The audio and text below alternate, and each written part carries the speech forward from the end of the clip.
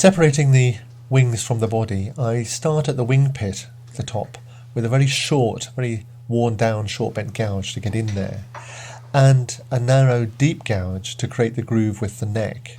And this groove wants to round down like this and into the wing pit, and follow the wing pit down, excavating as best you can from the side. And there'll come a point where you'll need short bent gouges to get in there. It's just very awkward with straight gouges. So keep hollowing that out down along the top of the post. Then from the other side you can undercut the wing and up under the post with a V-tool. That will go up and underneath. So this is the difficult bit in there that you need to get into.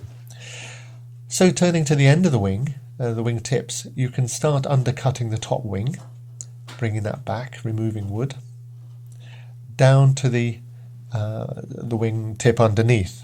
Here I'm using a V-tool just to clean up that junction between the top wing and the second one and to deepen it further. And now I'm marking in the thickness of this top wing, and that's the wood I'm going to remove. And before I do it, I'm going to create the feathers on the top, because once I've undercut this wing it'll be very weak.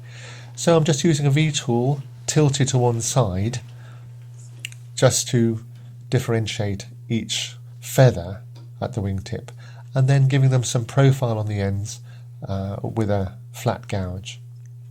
So you have to work from side to side.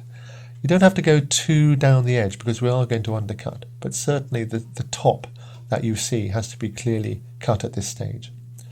So once that's cut, you can now start undercutting using the same flat gouge, just gradually working that wood away into the mass. So you have to go into the bird, you can't come out to the ends of the feathers, the wood will break away. So from the other side, I'm removing wood, and you see how I'm supporting the wood with my ring finger as I do it. It's all getting a bit weaker. So now that's the top of the second wing coming in here. So I cut that down, get that shape, and then I can redraw that when I'm ready. So it's going underneath the end of the first wing. So it must happen like that as we undercut. So now I can draw the second wing, get that shape right, and repeat the process, create the outline, and here I'm using a V-tool. Look, it's going underneath the top wing to create some of that outline, and then undercutting again down to the tail proper. So to help get rid of that waste wood, you can use a V-tool or deep gouge just to pull some of that out, and then cut the junction tidily. You want everything in this bird to be cut neatly. So once we've got the wings, wing tips onto the tail, we can start turn on the tail itself in the same sort of way, creating the feathers. So check up your photographs and references to make sure they're all in the right sort of places.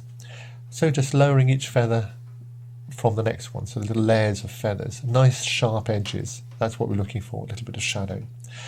And once that's done, you can then start finish off the ends of the tail and undercutting from behind. So I remove some of the end stuff here, get that out of the way, and turning the tail over, I can really start cutting from the back. Quite delicate, but you need sharp tools. So at this point, there's the feathers finished and running into the body of the bird.